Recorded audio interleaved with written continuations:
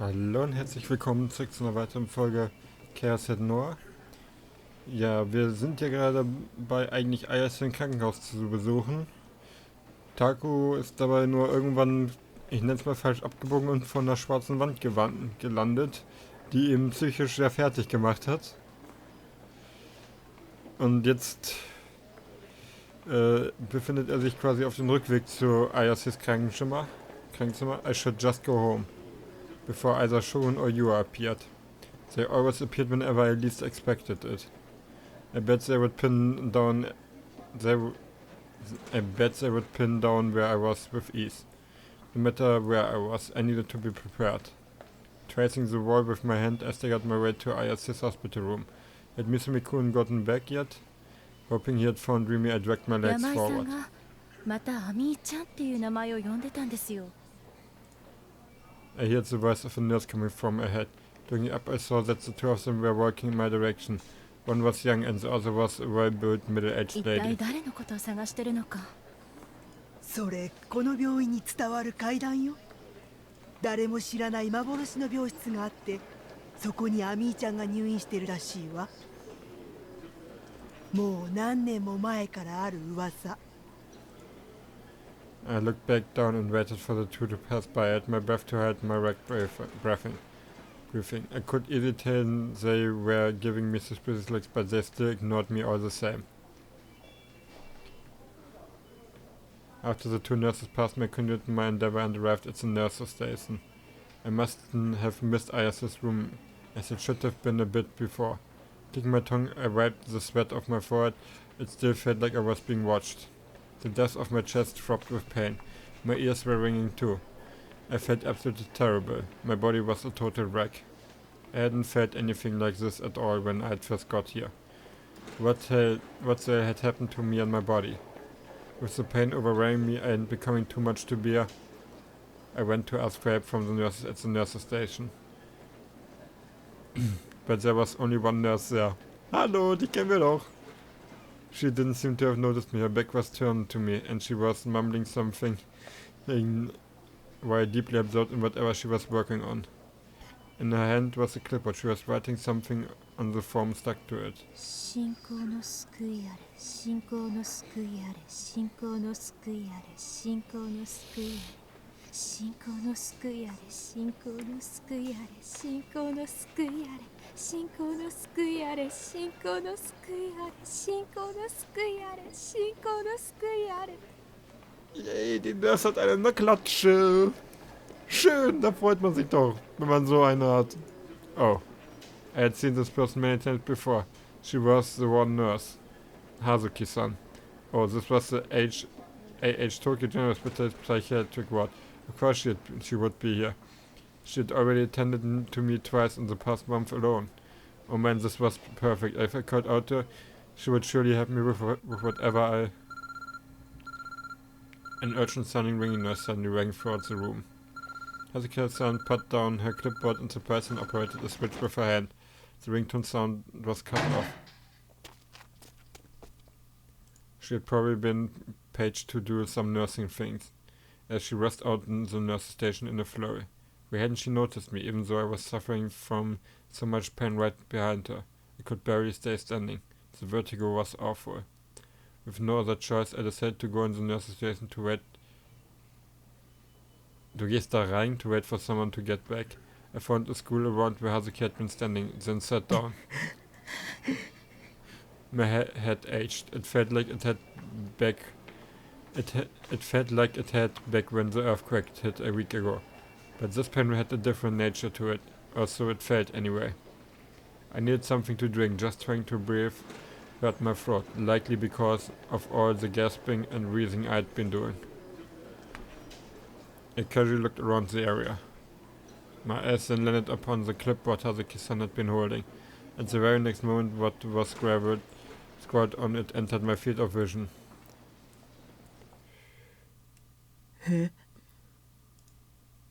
Whenever I'd gone in for a checkup, Hazuki-san had always been writing something on the clipboard of hers, or while having the same gentle smile on her face. I had thought that she had been writing down the prescriptions she planned on giving me, my temperature, things like that. That was why what was drawn there was beyond my comprehension. Der sieht aus wie eine Person. Man könnte sie für Taku halten. Und viele, ja. Ja, ich glaube, es sollte einem klar sein, woran das erinnert. I had seen it before. I had already seen the shitty drawn sketch somewhere before. But where? Where had I seen it?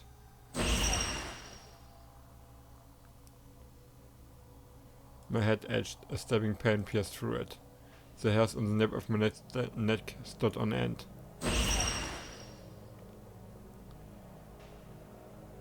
Don't look at me. I picked up the clipboard. Countless medical forms were clipped onto it. I went to flip up the page. The second piece of paper was the same shitty drawing. I flipped to the next page. The same. And the fourth, the fifth, and the sixth, each and every one of them had the same drawing scribbled on it again and again and again.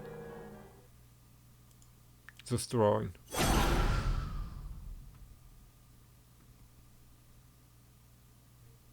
Was the crucifixion. Yup, der Shit wird härter. Every evening fell on the roof of an old building in Shenzhen. The building atop which Nishisho Takumi's container house stood still as death. It was always Sena's second time visiting it.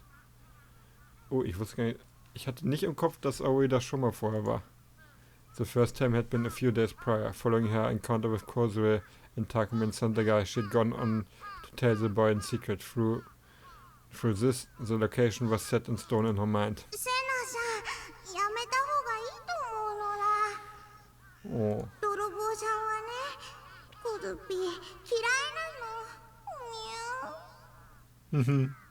それならどうしてついてきた Sena regarded Kozu in a cold manner, refusing to even turn around to view her sagging shoulders, not her long face. Nor her long face. Sena had come here to infiltrate Takumi's room. Nishijo Takumi is not normal. That was a conclusion she had come to after speaking to him many times.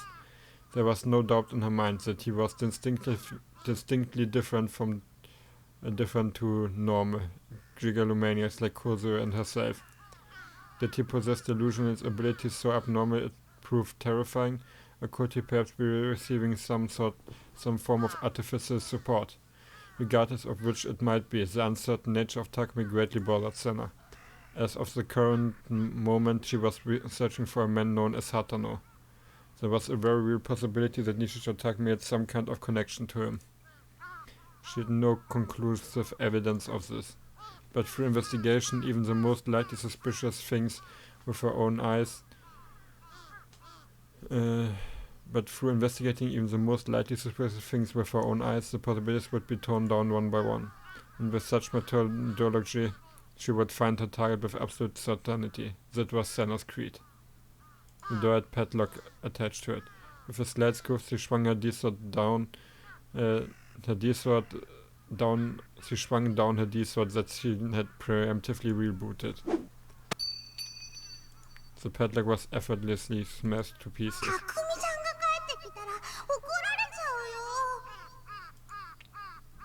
Sena had already confirmed that Takumi had been heading from school towards the station with two of his friends. However, even if he were to find out, it would make no difference to her. When it came to attaining her goal, Sena had no qualms with others in coming to detest her or even being reported to the police. Ah ja. Ah ja, stimmt ja. Sie findet jetzt was, aber nicht das, was sie erwartet hat. Oh, das heißt, wir kommen endlich zu der einen Szene, auf die ich so lange schon warte. She opened the door and stepped into the room. Sena could only grimace at the distressed cesspool of a room. The endless piles of trash forced to groan from her mouth. Yucky. なんで楽しそうなんだ小杖靴は脱いだ方がいいのかな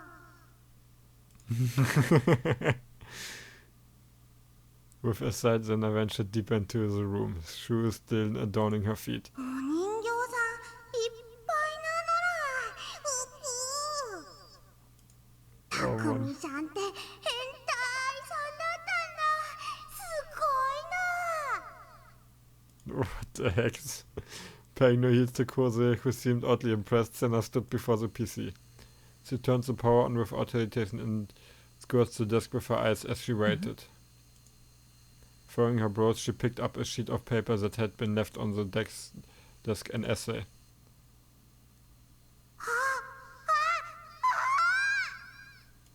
その目、誰の目だ。 The boy who birthed whose eyes are those eyes. Kose had peeked at the essay from behind Sena's back and she was now jumping up and down in やっぱり excitement. たくみちゃんがその目誰の目の人だったのら。コズピーはパンパカパンだったポーン。 Oh man. In vast contrast to Kose, Senna skimmed the essay with disinterest and casually flipped it over. Yep. The very next instant her eyes widened in a shock. Something was wrong there. It was... ピー人がいっぱいだね。これロボットさん ?IR2 だって。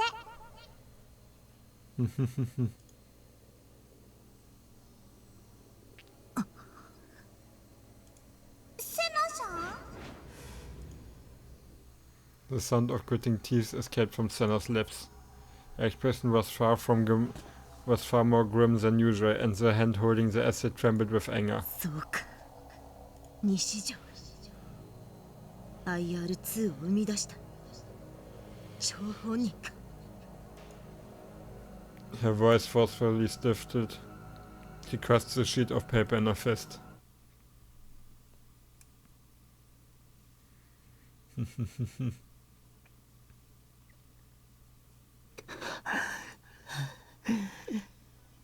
I left the nurse's station and stumbled around the hospital, my mind buried in fog.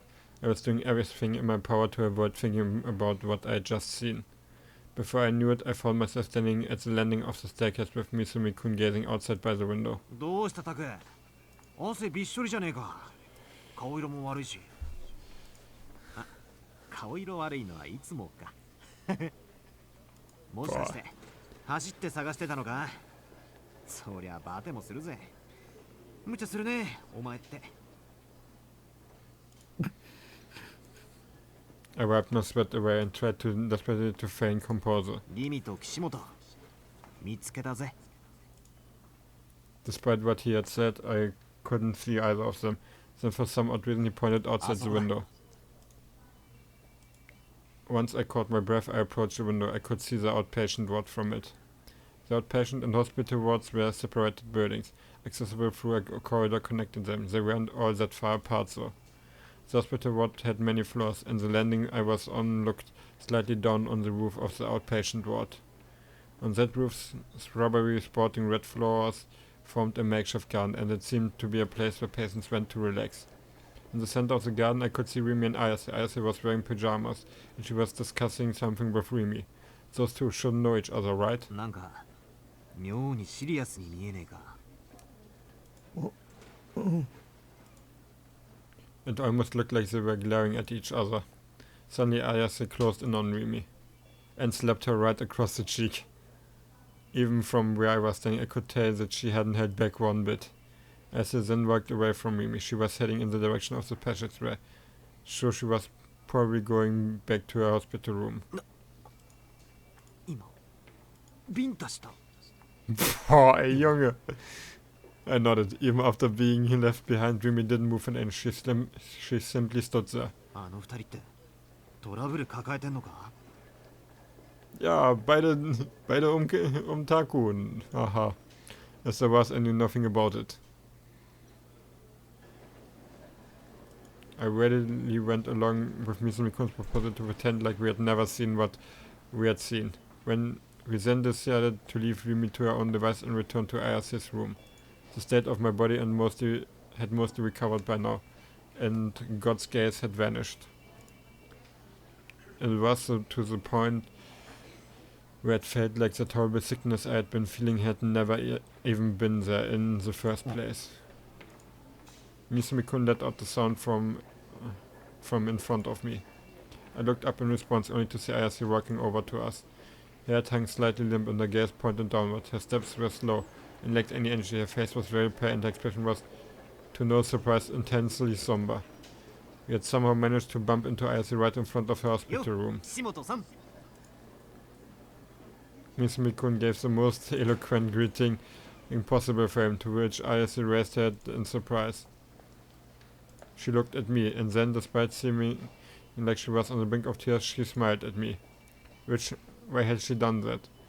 Had she heard about the uproar that had happened in front of Orfront, about all the shameful things I had done, or was she just being friendly? The former would be beyond depressing. 俺たち君のお見舞いに来たんだよね。つうか岸本さん、パジャマ姿も可愛いじゃん。 Oh man. His passive pickup artist had activated in barely any time at all. Talk about rushing the objective. Ayase had treated Misumi-kun pretty coolly before. She didn't do that this time. Instead, Ayase opened the door and invited us in. She didn't show a single hint of having slept with me just a few minutes ago. Was she hiding it well, or had she just already gotten over it in such a short time? As per usual, I had no idea what Ayase was thinking. やっぱ見舞いに来たのは正解だったぜ。今日は好感触だ。 Misumi-kun gave a small fist pump while Ayase wasn't looking, then excitedly entered the room. I reluctantly followed after him. In all honesty, I wanted to head home with Rumi ASAP, but I didn't have the courage to say anything to her. I didn't know the reason why, but being so fiercely slapped like that must have made her pretty depressed, and I knew I didn't have the words to encourage her.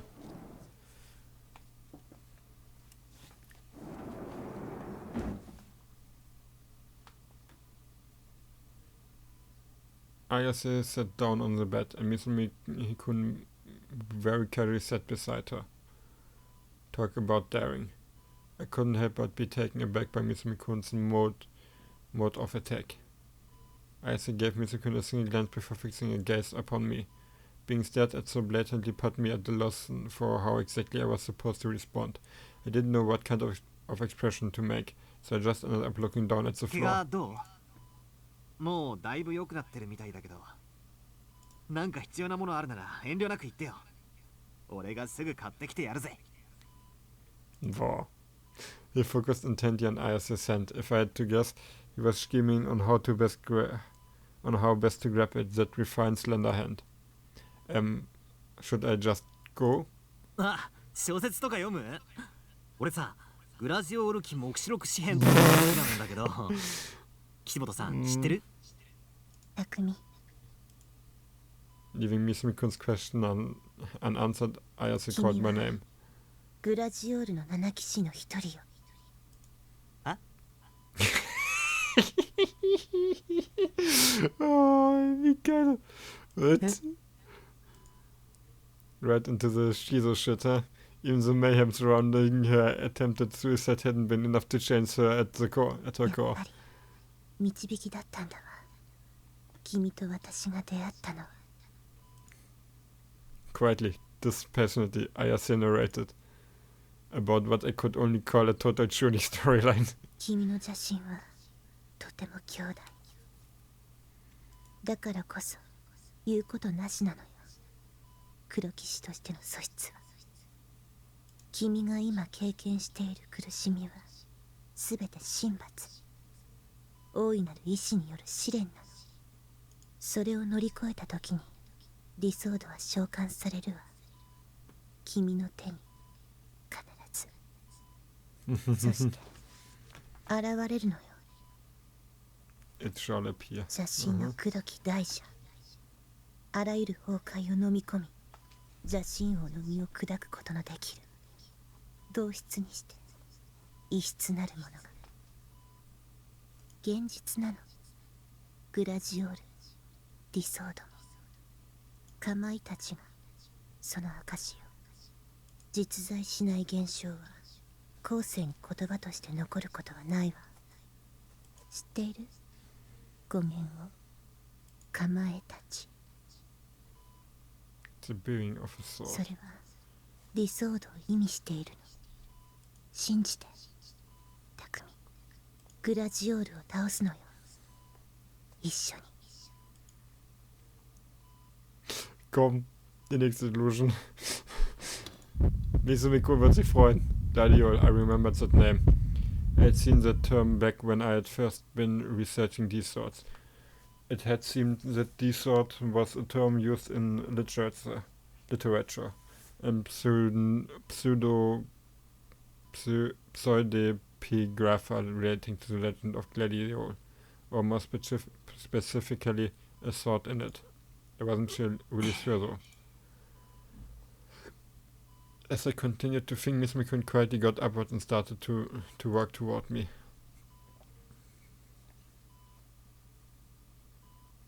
He went to go right past me, but just before I did, he put his hand on my shoulder. 外に出てるわ。はぁ。ダグ、押し倒しちまえよ。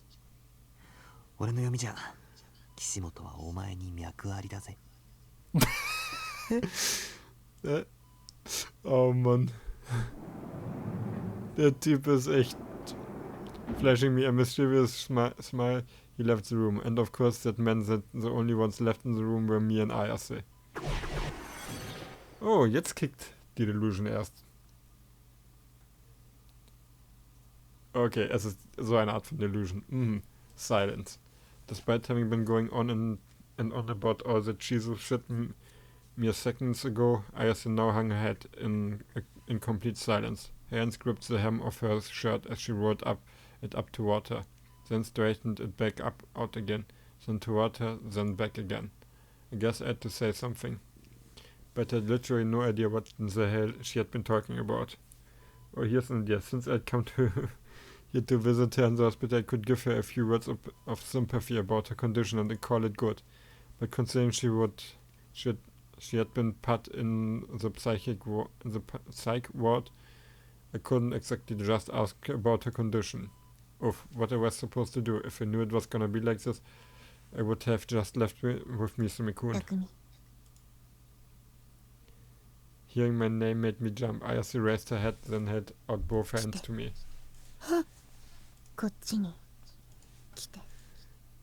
Unsure of what she would do if I refused, I took a very confused step towards the bed. Urged on, I took another step. Our hands touched, then taking hold of them, she swiftly pulled me in. She lowered her head once more. She stared intently at my hand.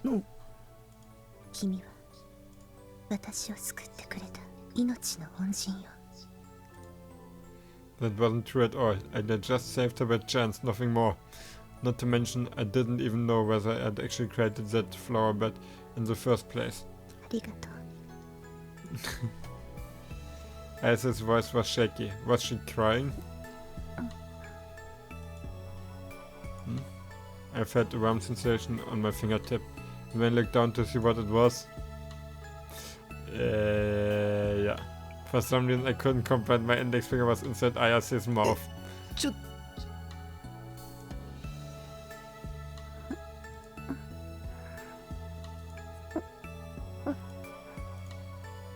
I felt something soft and warm touch my fingertip.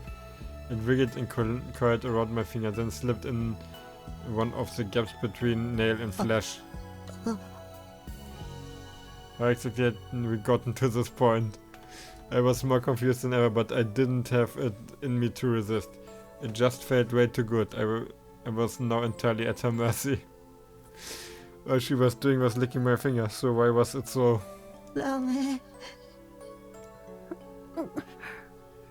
What the heck, der Junge hat echt seine Probleme. The player suddenly switched to a sharp pain. Ayase had bitten my finger hard. It felt like she was biting right through the bone. That was how painful it was. I frantically took torment away and eventually managed to free it from Ayase's mouth. a witching larva filling me with fear. I quickly went to check the bite wound on my finger. It shone with Ayas's thick, slimy cyber. Blood dripped from the tooth marks, but the blood wasn't red. It was a sinister black. その血の色が黒騎士の証よ。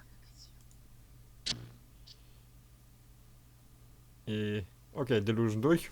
By having a delusion like that, I was somehow able to endure Ayas's insane psycho bubble. I hadn't paid attention to a single word, but Ayase didn't seem to notice.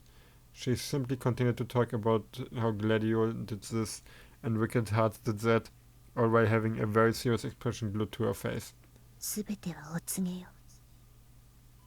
すでに渋谷に集っているはずなの。7人の黒騎士は。Also ich bin der Meinung, der Typ, er hätte mal zuhören sollen. あとは全員が覚醒するだけ。急がないと世界は滅びるわ。グラジオールの手によって。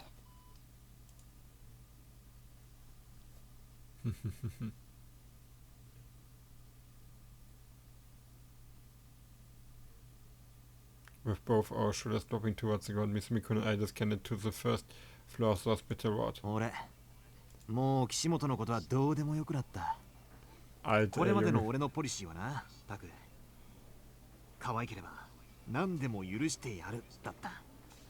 けどそりゃ間違ってたよ。あんな強烈な電波、俺には受け止めらんねえよ。素直に梢ちゃんだけ狙うことにするぜ。Alter. Stimmt. Taku weiß ja, dass Kose komplett der Psycho ist. Not exactly sure if that makes things any better. I mean, Misumi-kun had an actual girlfriend and he was dating. お前、マジですごいな。岸本のあの脳みそお花畑の話、よく30分近くも聞いてられるよ。俺尊敬したぜ。俺は3分も持たなかった。この俺がだぞ。Weil du ein Arschloch bist? Don't ask me.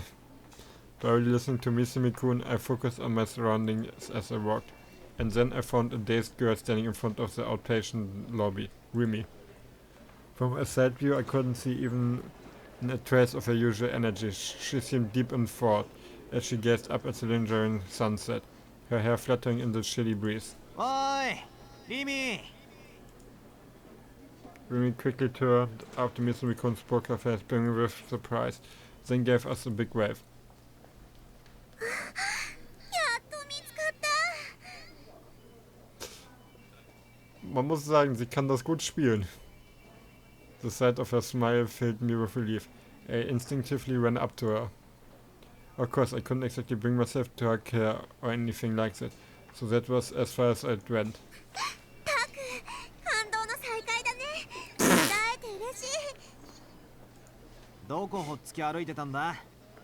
病室、どこかわからなくて、あちこちさまよっちゃった。ひどいよ。置いてくなんて。Rimi made a show of pretending to cry. お前が先に行けって言ったんだろ。そうだったね。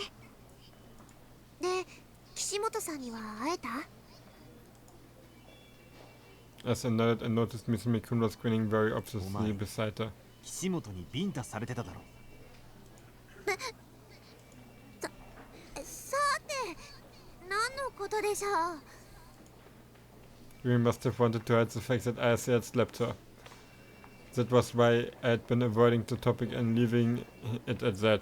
Read the damn room, そう Misumi-kun. ったって無駄だぜ。俺は一部始終を見てたんだ。某家政婦のようにな。なんだ、バレてたのか。Face now pointing him down at the floor, Rimi gave an awkward sigh, then gazed up at も me. しかして、タクも見てたの？そうだ。俺とタクで決定的瞬間をバッチリ見てた。 Alter, der Typ ist ja echt Dude, you don't say that. Aber ehrlich, ich würde sagen, bevor ich mir die nächste Illusion reinkicke... なんだ、それじゃあ必死にごまかそうとしてたのがバカみたいじゃない。würde ich sagen, beende ich hier jetzt diese Folge. Vielen Dank fürs Zuschauen und bis zum nächsten Mal.